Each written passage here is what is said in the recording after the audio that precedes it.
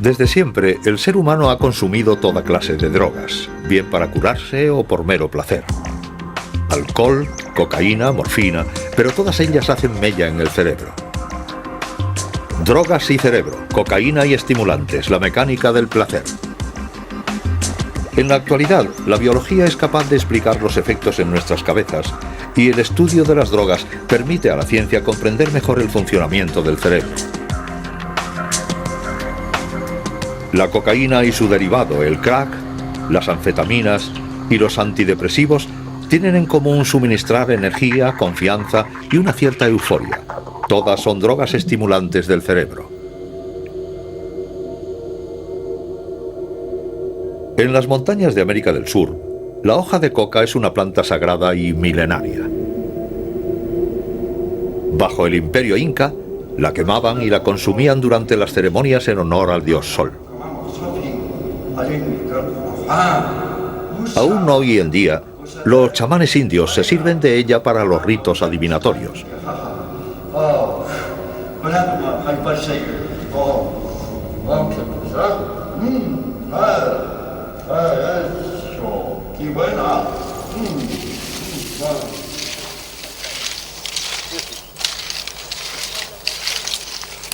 En Colombia, Bolivia y Perú, la mayor parte de los indígenas tradicionalmente mastican las hojas de coca como aporte de energía para resistir la fatiga y para eliminar la sensación de hambre.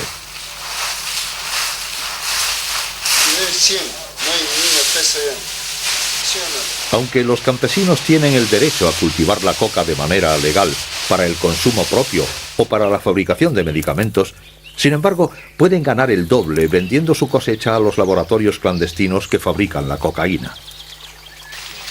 Se calcula que en la actualidad hay más de 13 millones de cocainómanos en el mundo. Con 158.000 hectáreas dedicadas a su cultivo, la cocaína genera un tráfico colosal que produce millones de dólares en beneficios y pone a aldeas enteras a expensas de los narcotraficantes. Esta es la hoja de coca. Este de aquí es su droga, lo que sale. Esto de acá. Esto una vez que se le pisa ya comienza a salir, mira. Sale la droga. Su nombre es el... Primero le ponemos esto, o más. Para que tenga efectos en el cerebro, el punto de partida es puramente químico, con grandes dosis de cal, ácido sulfúrico y queroseno que sirven de fijador. A partir de la cocaína se fabrica también un derivado muy potente, el crack, que se vende bajo la forma de pequeñas piedrecitas.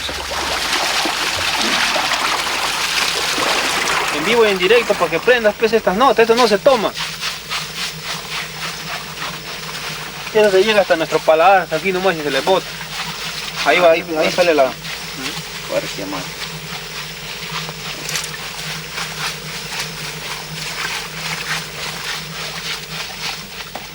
¿Has probado el palo? ¿Okay? Siento para la cuchara tengo que... Ya no ve.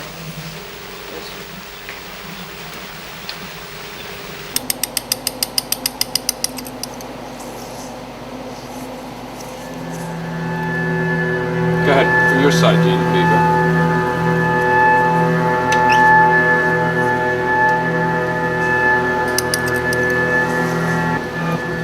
El Laboratorio Nacional de Brookhaven, cerca de Nueva York, es uno de los pocos lugares del mundo en donde investigadores como Jean-Jacques Wang pueden estudiar en tiempo real el cerebro humano bajo la acción de las drogas. Sabemos que la cocaína la usaban desde hace miles de años los indios de Sudamérica. La masticaban de la misma forma que el tabaco, lo cual no creaba dependencia. No era considerada una droga adictiva. Luego apareció el crack. Esnifada no provoca dependencia, pero fumada o inyectada en vena provoca una gran dependencia. Por tanto, el modo de administrársela y la velocidad con la que llega la cocaína al cerebro son lo que hacen a una persona dependiente.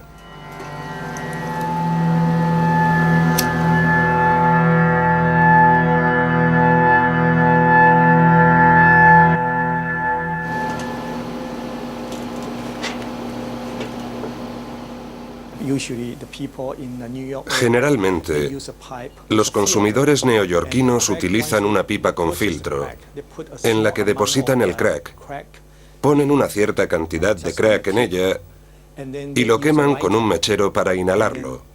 Retienen la respiración y lo exhalan.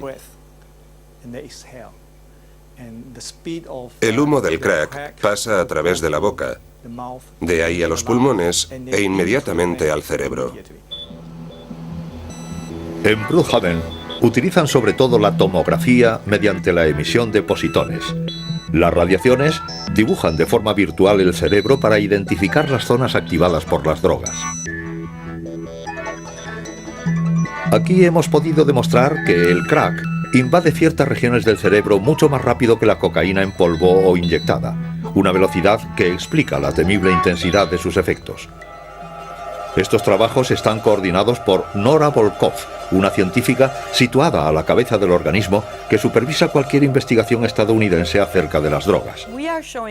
Estamos mostrando con la ayuda de la tecnología de la imagen, junto a otros investigadores y experimentos con animales, que las drogas, administradas repetidamente, perturban de manera fundamental la manera con la que trabaja el cerebro.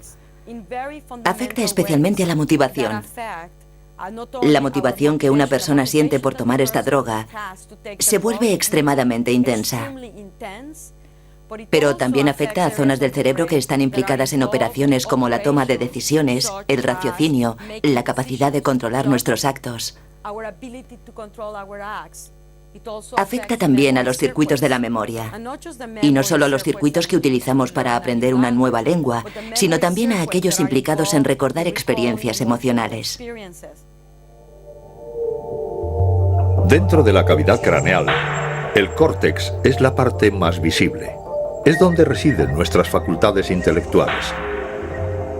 Bajo sus repliegues, en una zona oculta, se encuentra el área límbica que gobierna las emociones y las motivaciones. Y es aquí donde las drogas actúan. Para ello, todas las drogas piratean el sistema de comunicación del cerebro, pues nuestro cerebro se pasa la mayor parte del tiempo hablando consigo mismo. Su buen funcionamiento se basa en el diálogo incesante entre nuestros 100 millones de células nerviosas, las neuronas. Para hacer circular la información, las neuronas envían mensajeros químicos denominados neurotransmisores. Bien sea el dolor, el placer o el ritmo en el intercambio de información, los neurotransmisores regulan un equilibrio sutil y complejo del que dependen el conjunto de las funciones de nuestro organismo. Entre cada neurona existe un pequeño espacio en el que reina una intensa actividad. Es aquí, en la sinapsis, en donde actúan los neurotransmisores. Para hacer circular la información de una neurona a otra, se dirigen a sus receptores correspondientes. Estos mecanismos se dan en los seres humanos y en general en los mamíferos, incluidos los más pequeños. Nunca hubiéramos podido estudiar la acción de las drogas de no haber sido por las ratas y los ratones. Comparten un gran número de sus genes con nosotros y las drogas desencadenan las mismas tempestades en sus cerebros. De hecho, la humanidad entera tiene una deuda moral con estos pequeños animales.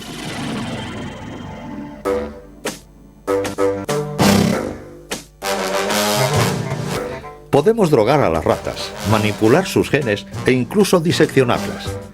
Es la triste pero necesaria labor diaria de los laboratorios que comparan el estado de las ratas controladas o normales con las ratas denominadas knockout. Esta técnica consiste en suprimir los genes de los ratones normales. Por ejemplo, el gen responsable de la fabricación de un neurotransmisor. Estos ratones modificados genéticamente se llaman ratones knockout.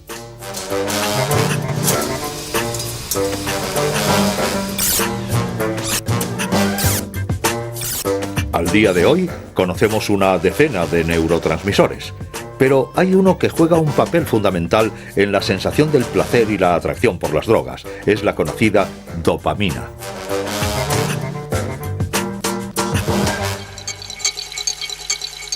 Vean a qué se parece la dopamina al microscopio bajo su forma cristalizada y bajo la representación de un enlace químico. Una molécula microscópica de la que Bruno Giros estudia sus efectos destacados en el cerebro de los ratones normales y de los ratones knockout. Todas las drogas utilizadas por el hombre, la nicotina, el alcohol, los opiáceos, los cannabinoides, los estimulantes del cerebro, todas estas drogas tienen una cosa en común: liberan dopamina. Así pues, la dopamina es efectivamente el centro de sus circuitos de recompensa, por no decir de sus circuitos de placer. La dopamina es liberada igualmente a través del juego compulsivo, las actividades sexuales o la ingesta de alimento. Y son precisamente la actividad sexual y la ingesta de comida factores importantes en la liberación de la dopamina. Es decir, se trata de comportamientos de supervivencia, son indispensables para la continuidad de la especie. Las drogas no hacen sino minar estas actividades y van en cierto sentido a engañar al sistema, a aprovecharse de él. El cerebro en un principio no fue diseñado para depender de las drogas, sino que fue creado para activar sistemas de refuerzo que permitieran justamente la mencionada actividad sexual y la ingesta de alimento. Las drogas de una manera general van a engañar a estos sistemas y ocupar su lugar. Este experimento permite observar una de las funciones de la dopamina. En la caja de la derecha, un ratón normal. A la izquierda, un ratón knockout, al que se le ha suprimido un elemento esencial en el circuito de la dopamina, el que la transporta. Contrariamente al ratón normal, el knockout se muestra inquieto. Si se le inyecta cocaína al ratón normal, este tendrá exactamente el mismo comportamiento.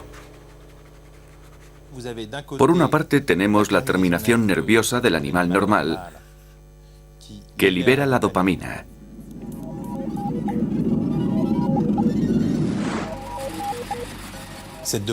La dopamina no va a tardar en instalarse en los receptores que están aquí en la célula receptora.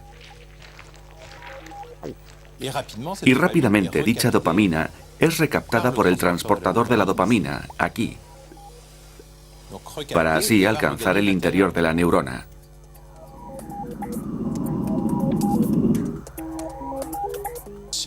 En el caso del ratón normal, al que le hemos inyectado cocaína, esta droga, un psicoestimulante como las anfetaminas, es una molécula que bloquea al transportador de la dopamina.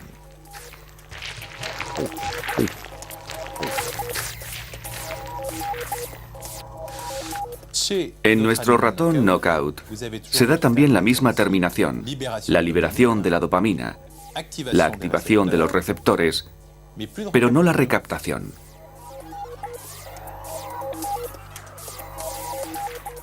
Por tanto, se liberan grandes cantidades de dopamina aquí en la sinapsis y toda esta dopamina activa a los receptores de manera muy importante. Aquí pueden ver esta hiperactividad. Ahora son mucho más activos. De hecho, muestran un comportamiento totalmente idéntico al de los ratones normales que acaban de ver y a los que se les ha inyectado cocaína.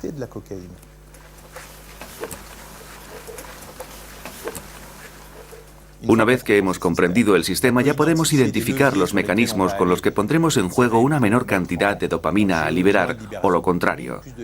A continuación lo compararemos con el ser humano, para así probar estas hipótesis con las moléculas que están a nuestra disposición o que van a ser desarrolladas en años venideros. Evidentemente, a nuestra cobaya no le podemos preguntar cómo le afecta a su psique, que es lo que buscamos en el hombre. Pero todo lo que hay detrás de estos problemas de pensamiento, toda la neurobiología, es estrictamente la misma. Es justo la expresión de esta neurobiología que, por ejemplo, en los ratones se mostrará en el movimiento y en el hombre en una gran actividad mental. Al observar estos mecanismos en los ratones de control y en los knockout, los investigadores identifican las innumerables funciones de la dopamina en nuestro cerebro. Y cuando cortan estos diminutos cerebros en láminas, atraviesan una primera etapa en el descubrimiento de nuevos medicamentos.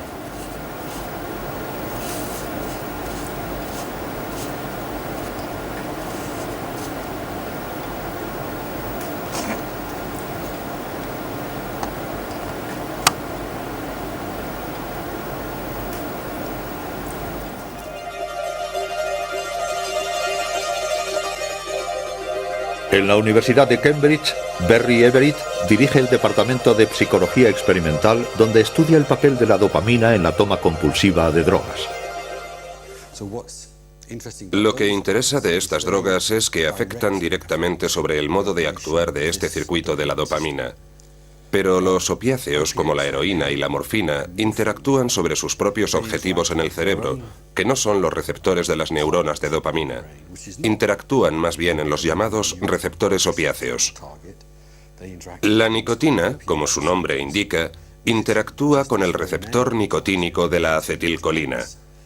El cannabis interactúa con el receptor cannabinoide. El alcohol interactúa con muchas cosas, y entre ellas están los receptores metilenodioxianfetamina y ácido gamma-aminobutírico. Así pues, cada tipo de droga tiene su propio objetivo químico en el cerebro. Y una de las grandes teorías que prevalecen para explicar por qué todas las drogas son adictivas, aunque ellas sean de diferente tipo, es que a través de sus diferentes zonas de acción primarias, su acción converge en el circuito de la dopamina. De una u otra forma, la dopamina acaba subiendo al cerebro.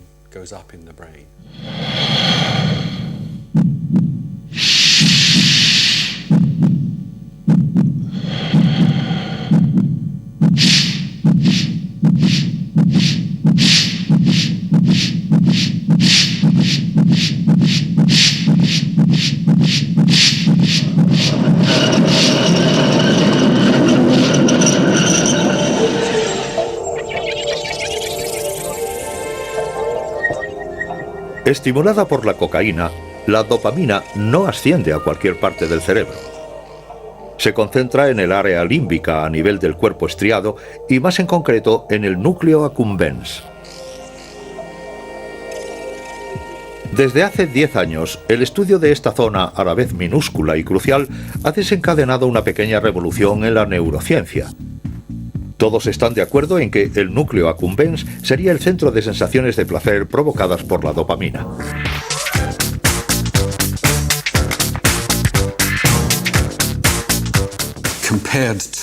Comparada con otras fuentes de recompensas, y sobre todo con las sensaciones subjetivas de placer, como comer, beber o el sexo, es claro que lo que uno hace cuando lleva a cabo estas actividades es bastante diferente. Cada cual busca el objeto de su motivación.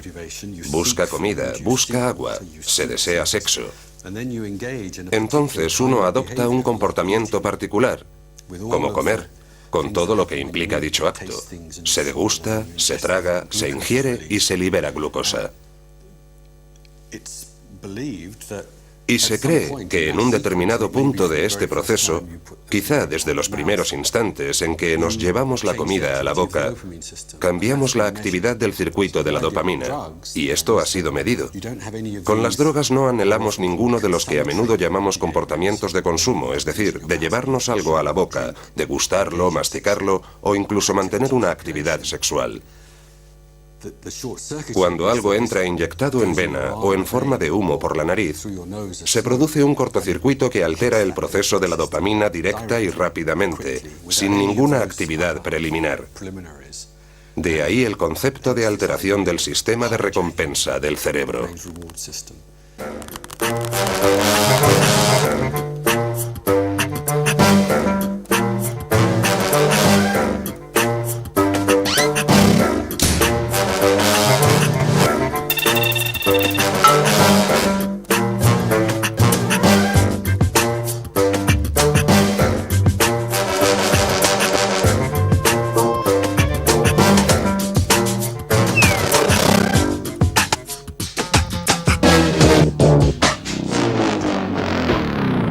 Bajo la acción de la cocaína, la dopamina permanece activa durante la sinapsis 300 veces más tiempo que en estado normal.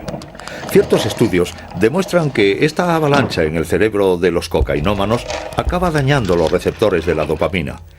Aun reparándose ellos solos, jamás recuperarán la eficacia inicial, incluso después de años de abstinencia. Los daños cerebrales que arrastra son cuadros depresivos y dificultades de concentración.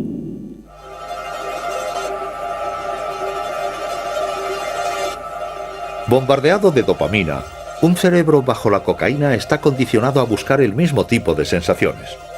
Según el neurobiólogo Wolfram Schultz, es una señal de recompensa para el núcleo accumbens. El núcleo accumbens parece ser una estructura más activada por recompensas que el resto de los circuitos de la dopamina. Si observáramos el cerebro humano mientras le estuviéramos enseñando a un individuo algo gratificante, digamos un billete de 10 libras, el núcleo accumbens estaría totalmente estimulado. Y esto es debido a la activación del sistema de la dopamina que tiene como fin el núcleo accumbens. La recompensa estimula también al cuerpo estriado, pero un poco menos. Una recompensa puede ser una bebida, comida, un estímulo sensorial o visual. Puede ser también una buena melodía musical. No existe un órgano sensorial específico para la recompensa. La recompensa es definida por el comportamiento y tiene quizá 3 funciones mayores. La primera función puede ser, por ejemplo, buscar algo diferente con el fin de obtener una recompensa. Cuando presiono el botón de una máquina, yo no sé qué pasa, pero sale un refresco de cola. En tanto que humano me gusta dicho refresco y lo volveré a hacer.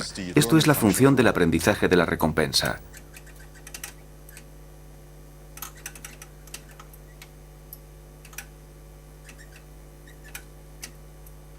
La segunda función es cuando uno encuentra una recompensa y la identifica como tal. Uno se aproxima, se dirige hacia ella, nos alejamos de los castigos y nos acercamos a las recompensas. Con esto podemos decir que nuestro comportamiento de acercamiento es la segunda función generada por la recompensa.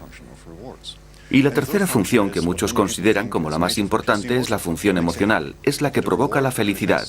El recibir una recompensa tiene propiedades hedonísticas, nos pone contentos, nos gusta y uno experimenta emociones positivas.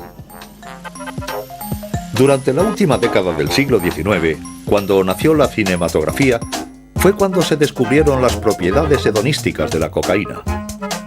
Largo tiempo vendida libremente, fue adoptada inmediatamente por los artistas, por las estrellas de Hollywood, en ambientes nocturnos. La cocaína, como un medicamento milagro, fue incluso recomendada al principio por el mismísimo doctor Sigmund Freud. Pero la cocaína se consume sobre todo bajo la forma del célebre vino Mariani, entre cuyos clientes entusiastas se encuentran campeones deportivos, escritores famosos y hasta el Papa León XIII. La Coca-Cola contenía cocaína hasta 1903 y se comercializaba como un tonificador del cerebro y una bebida vigorizante.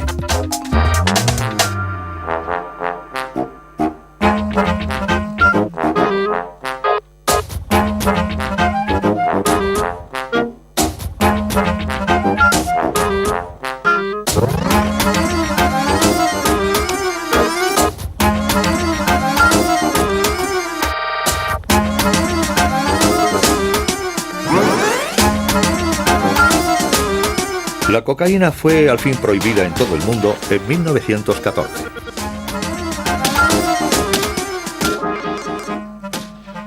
En tanto no pongas a nadie, a ninguna persona, en contacto con drogas adictivas, esa persona jamás será drogodependiente. Pero si pones a cientos de personas en contacto con drogas de adicción, algunas de ellas se volverán adictas. Según se trate del tipo de droga y de la proporción, serán más o menos adictas. La diferencia radica en el cerebro, es algo obvio. Sea patológico o una variación de un comportamiento normal, no creo que eso importe mucho. En el fondo es lo mismo. Es un espectro de diferentes funciones cerebrales que son perturbadas por las drogas. Pero en algunos casos, el cerebro no lo resiste y la persona se vuelve adicta. En otros casos, desaparece como si nada hubiera pasado. Y no solo depende de la anatomía del cerebro. Influyen el ambiente, el contexto social, el pasado del individuo, las circunstancias de la vida, lo que come y lo que bebe. Se combinan muchos factores. Podríamos decir en ciertos casos que es realmente como la esquizofrenia, un auténtico desorden cerebral. Y existen razones para afirmarlo. Es una posibilidad, aunque no lo sé de cierto. Para mí, la consecuencia más importante de mi trabajo es que me ha ayudado a conceptualizar la drogodependencia como una enfermedad del cerebro, en la que se observan claramente anomalías en el funcionamiento del mismo, que en este caso se traducen en un comportamiento perturbado. Las anomalías en el funcionamiento del corazón se traducen en una mala circulación sanguínea, algo que la gente entiende claramente. Nadie pone en duda que si tienes un problema de miocardio es que tienes una enfermedad cardíaca. Lo que sí se cuestiona es que si alguien presenta una conducta anormal por consumo de drogas, se trate de una enfermedad.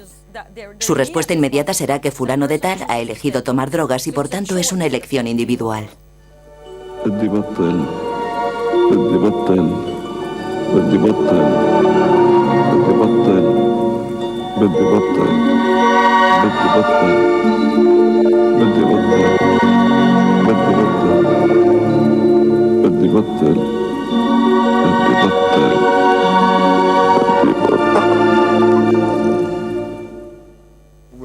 Bueno, creo que hay gente más cualificada que yo para dar una definición de la adicción.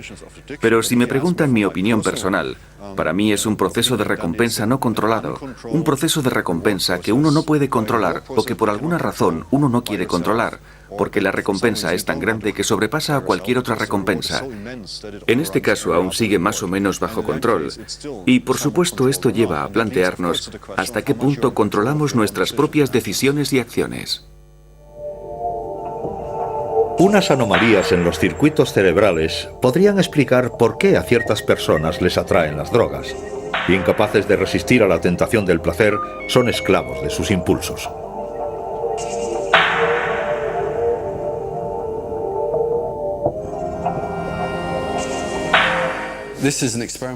Esto es un experimento practicado a menudo con seres humanos y consiste en medir un aspecto de su impulsividad, que no es sino la capacidad de esperar una mayor y mejor recompensa. Es como cuando dices, ¿una galleta ahora o una tarta después? Al individuo le puedes dar a elegir entre una recompensa inmediata, como pueda ser dinero, o una recompensa posterior, aunque mayor. Pero algunos individuos con un cierto grado de impulsividad buscan una gratificación inmediata. Son incapaces de esperar una recompensa mayor y mejor. No sabemos mucho a un nivel neurobiológico, pero parece que los daños en el núcleo accumbens favorecen la impulsividad en este tipo de situación.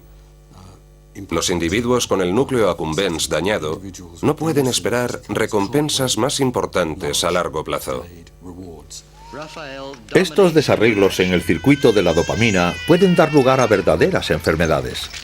En este chico agresivo, filmado en los años 70, los médicos, sin duda, identificaron un problema deficitario de la atención junto a un exceso de actividad. Más conocido con el nombre de hiperactividad, este desorden se traduce en agresividad, una fuerte impulsividad e incapacidad para concentrarse.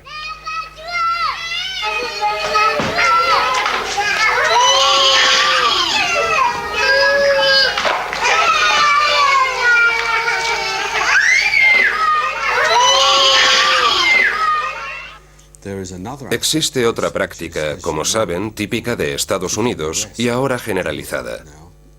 Los individuos hiperactivos son tratados con un estimulante como por ejemplo la ritalina. La ritalina es un compuesto próximo a las anfetaminas y que posee numerosas propiedades. Las anfetaminas son estimulantes psicomotores. Nos presentamos con la paradoja de un estimulante psicomotor utilizado para aliviar un comportamiento hiperactivo.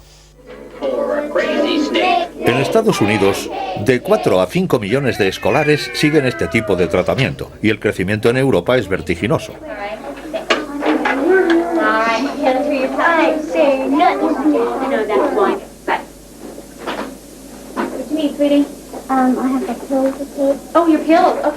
En el cerebro, medicamentos como la ritalina mantienen una tasa elevada de dopamina bloqueando su recaptación. Un modus operandi comparable al de la cocaína.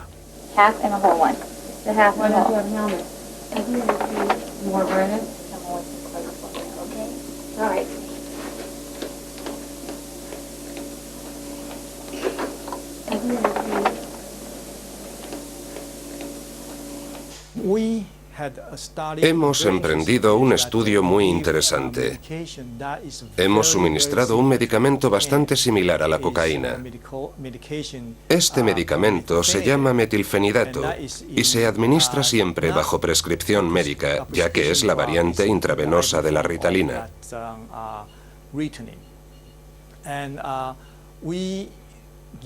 Se la administramos a un grupo de cocainómanos y nos encontramos con que a la mayoría de ellos les gustaba.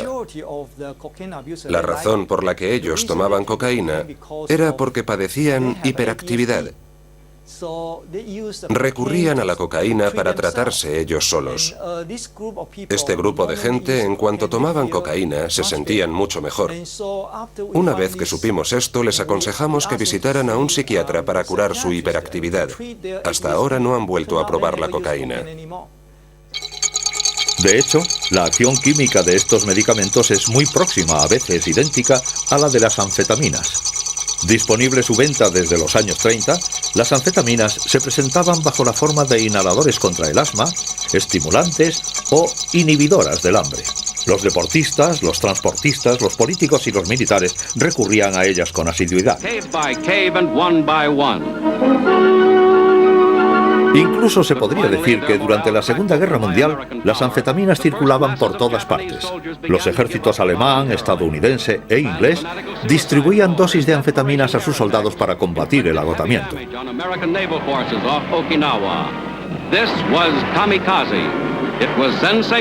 La inconsciencia de los kamikazes japoneses se explica en parte por su gran consumo de anfetaminas.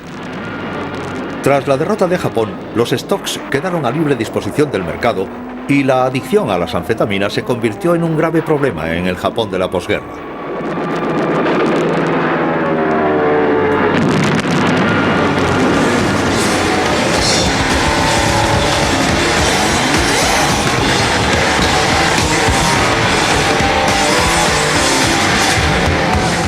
En los años 60, la anfetamina, rebautizada con el nombre de Speed, se hizo muy popular entre la juventud. Bajo esta sustancia, los Who cantaban My Generation antes de romper sus instrumentos al acabar cada concierto.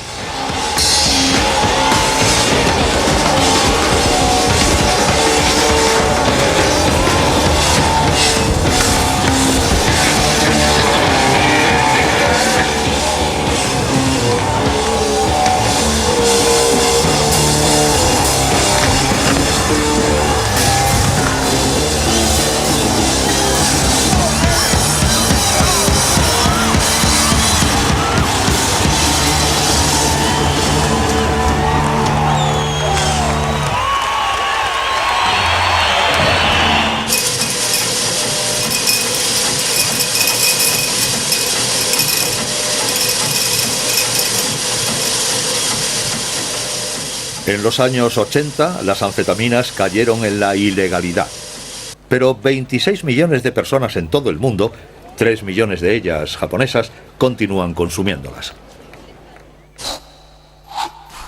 A diferencia de la anfetamina ordinaria, productos como la Ritalina, administrada a los niños, actúan más lentamente y durante más tiempo. ¿Resultado?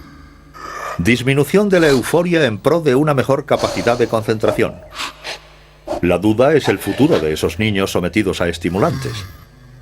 Algunos piensan que corren el riesgo de desarrollar a largo plazo una atracción por las drogas. Ha habido varios estudios para ver si a los niños a esta edad vulnerable de desarrollo del cerebro, suministrarles un estimulante psicomotor sometería sus mecanismos cerebrales a una futura adicción. Yo diría que las informaciones obtenidas son ambiguas. Varios estudios sugieren un aumento del predominio de la vulnerabilidad en los individuos cuya hiperactividad ha sido tratada con Ritalina. Otros estudios han demostrado lo contrario. Por tanto, creo que no es nada fácil. Es difícil de explicar.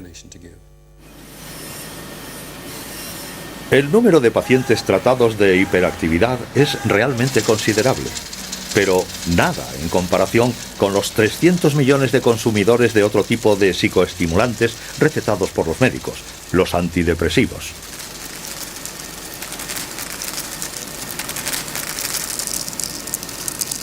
Especialista en las depresiones bajo su aspecto biológico, psiquiátrico y farmacológico, Michel Amon estudia los mecanismos de acción de los antidepresivos. Intuitivamente se sabe con claridad lo que es la depresión. Es un estado de ánimo triste. Esta es la definición más conocida. Pero son también una serie de síntomas que demuestran que se trata de una patología, de una verdadera enfermedad. Es en particular una infravaloración de sí mismo. Efectivamente, se tiene la impresión de que uno no vale nada. Es también una pérdida de motivación. Es, en cierto sentido, una pérdida del impulso vital.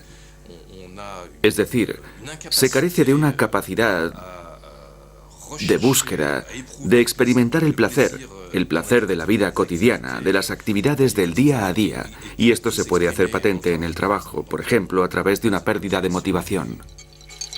Los cerebros de los deprimidos presentan un déficit de serotonina, un neurotransmisor indispensable para nuestro bienestar y que aquí vemos en su forma cristalizada. Este déficit de serotonina afecta a varias zonas del cerebro. Primeramente al cuerpo estriado, responsable de los movimientos inconscientes. Después al tálamo y al hipotálamo, que regulan funciones corporales como la temperatura, el apetito y el sueño. Estas funciones están perturbadas en las personas depresivas. También afecta a otras dos estructuras, la amígdala, que activa los reflejos ante el miedo, y el hipocampo, responsable de la memoria emocional.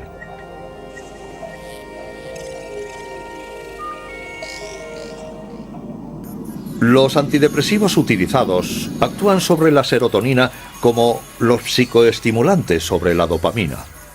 Sus moléculas ralentizan la reabsorción de la serotonina. La serotonina puede entonces activar sus receptores permanentemente.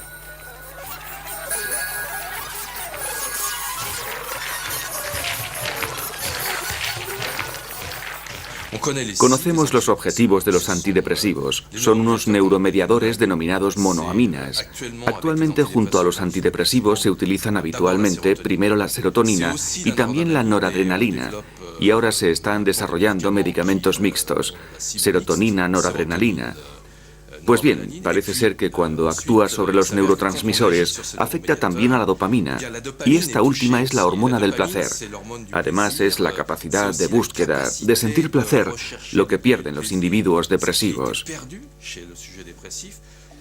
Pero esto no quiere decir que solo las neuronas que contienen serotonina son las que se activan. Es una especie de cascada, es decir, que en el momento en que la serotonina va mejor, afecta también a la noradrenalina, a la dopamina y en un principio al conjunto de los sistemas de monoaminas. Después, los otros sistemas de neuronas también ven su sistema mejorado, en parte restablecido. Michel Ammon trabaja sobre las moléculas que no solamente tienen que ver con los síntomas de la depresión, sino también con su causa directa, el estrés.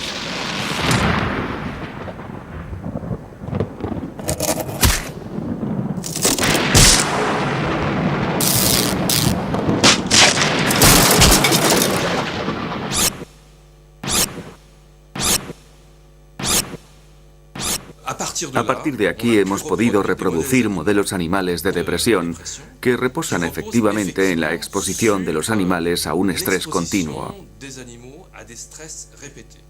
Hay un modelo muy válido desde este punto de vista que funciona bastante bien. Y bueno, pronto trataremos a estos animales con los antidepresivos. Nos damos cuenta efectivamente de la alteración en la conducta inducida por un estrés repetido que se asemeja mucho a los síntomas de la depresión en los humanos y que pueden ser corregidos con los antidepresivos. A partir del momento en que hemos dado con ello, hemos podido explorar en el animal lo que sucede en su organismo y más particularmente a nivel cerebral. Y esto es realmente un avance en el conocimiento de los procesos biológicos asociados a los problemas depresivos. En el Hospital Petit-Salpêtrière de París, Charles Cohen-Salmon ha puesto a punto un modelo animal de la depresión. Somete a los ratones a una serie de pequeños problemas repetidos e inesperados. Primer caso de estrés, la jaula inclinada. Sometidos a las tribulaciones de Sísifo, los ratones no aprecian nada la vida cuesta arriba.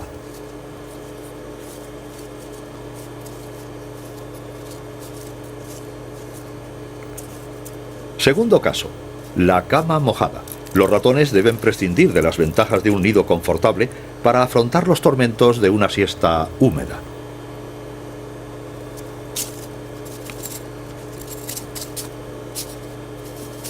Tercer caso, los problemas de comunicación. Separados unos de otros, los ratones tienen que recurrir al ingenio para entrar en contacto.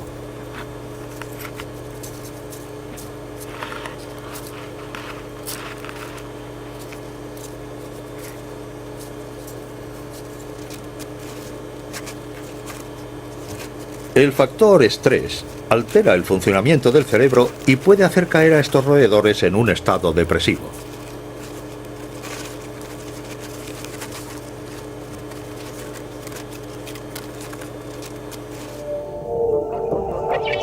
En el cerebro, el estrés se concentra inicialmente en el hipotálamo, uno de los reguladores del apetito y del sueño.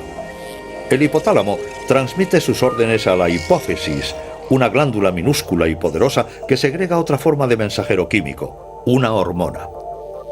Contrariamente a los neurotransmisores, la adenocorticofrótica, también llamada ACTH, es capaz de viajar por los vasos sanguíneos a todas las partes del organismo. Si es una hormona, esto quiere decir que es liberada en la sangre y que va a actuar sobre un objetivo. En este caso, una glándula que se encuentra en los riñones y que se llama glándula suprarrenal. En esta zona, en la corteza, lo que se denomina el córtex de la glándula, se encuentra la glándula córtico-suprarrenal. La ACTH actúa sobre las células a este nivel. Activa las células y estas últimas van a liberar lo que se denomina cortisol. Es una de las hormonas, yo diría la principal, que permite al organismo reaccionar ante el estrés.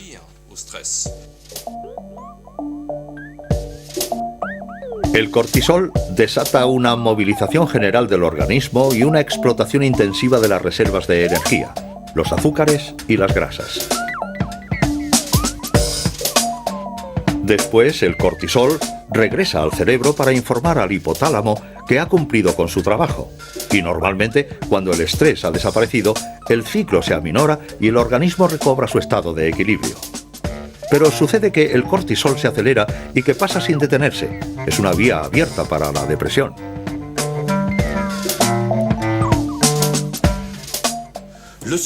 El sujeto depresivo es un individuo cuyo sistema de estrés, de reacción al estrés, está constantemente activo. El concepto es impedir esta acción del cortisol y por tanto actuar directamente sobre este axón para frenar su actividad. Existen productos que funcionan muy bien sobre los animales y que impiden la actividad excesiva de este axón.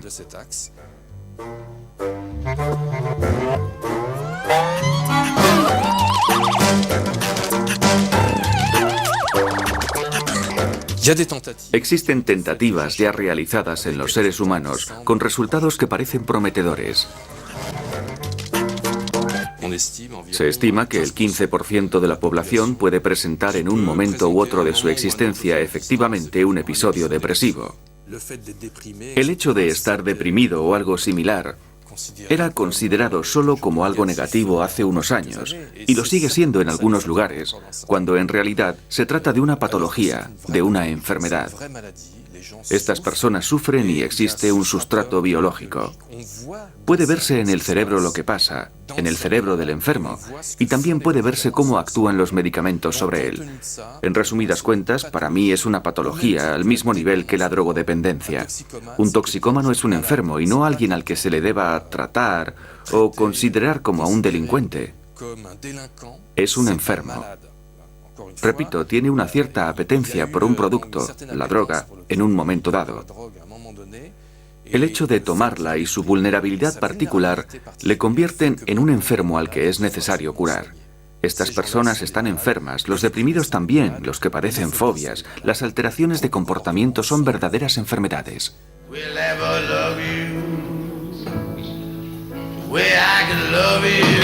En todo el mundo, los gobiernos multiplican las campañas de prevención contra la cocaína.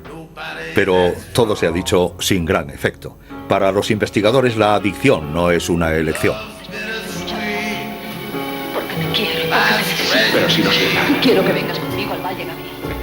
No one can keep love that's gone wrong. Nobody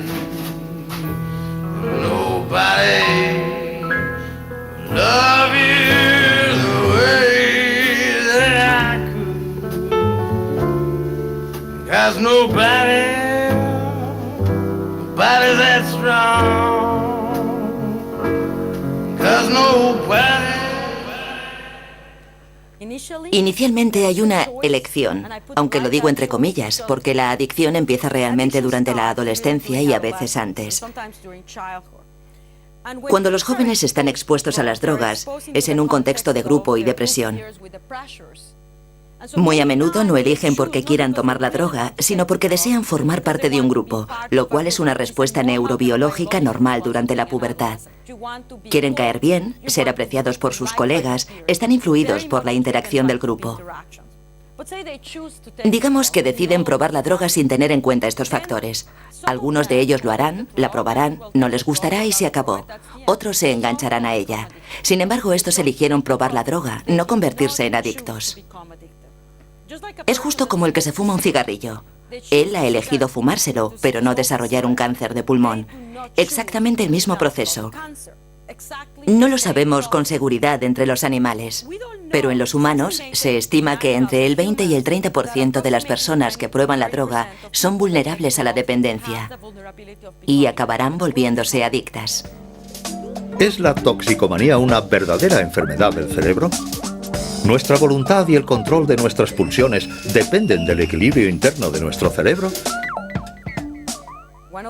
Una de las cualidades más apreciadas del comportamiento humano es el control de la voluntad. Después de todo, el valor de la libertad es muy importante. La gente lucha por la libertad. Esta es una de las razones por la que es tan importante. Pero la libertad no tiene sentido si no hay control voluntario. Bueno, como iba diciendo, para poder ejercer un control voluntario, ciertas zonas del cerebro deben funcionar correctamente. Y si no lo hacen, ¿podríamos hablar de control voluntario?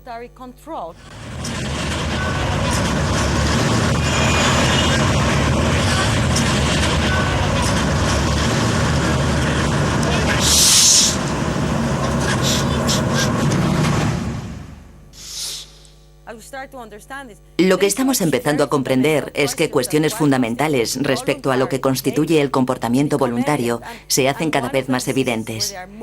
Y una de las enfermedades donde se hace más patente es en la drogodependencia. Porque hablo con propiedad. Durante muchos años he estado tratando con drogodependientes. Actualmente, entre estas personas adictas, algunas mujeres, por ejemplo, han perdido a sus hijos a causa de la droga. Se les advirtió diciéndoles, si consumen drogas, nos haremos cargo de sus hijos. Y en realidad quieren a sus hijos, no quieren perderlos. Pero por la razón que sea, se encuentran con un amigo, les tientan con la droga y antes de darse cuenta ya la están consumiendo, a expensas de perder a sus hijos. Y no es que no quieran a sus hijos, es que no pueden controlarlo. Es como si hubieran perdido todo control. Los que podemos controlarlo decimos, ¿cómo pueden llegar a esto? ¿Es el hombre esclavo de sus neuronas? ¿Nuestras decisiones son fruto de nuestros razonamientos o el producto de la gran farmacia que es nuestro cerebro? ¿Qué lugar ocupa nuestro libre albedrío en todo esto? Pensamos que existe el libre albedrío, lo damos por asumido. De otra forma tendríamos graves problemas para dirigir un gobierno, un Estado y nuestra civilización. Pero ¿cuál es el límite del libre albedrío? ¿Hasta qué punto está influido por el subconsciente y por las recompensas que actúan en el inconsciente? Eso no se sabe. Yo tampoco lo sé, es un tema muy complejo. Y si me preguntan un ámbito de investigación preferente, este podría valer, el mismo libre albedrío. Quizás aún más que la conciencia, porque es algo que determina el funcionamiento de la sociedad, la cual está dirigida por cerebros de individuos.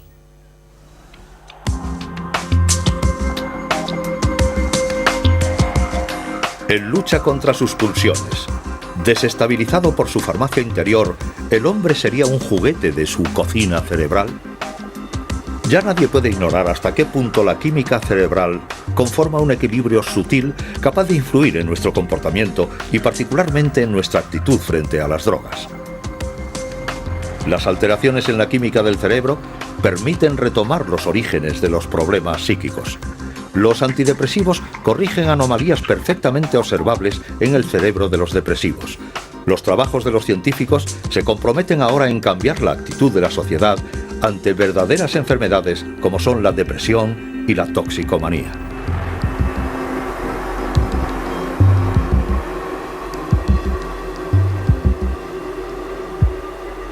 A todas las ratas y ratones que cada día en los laboratorios contribuyen a una mejor comprensión de la ciencia humana.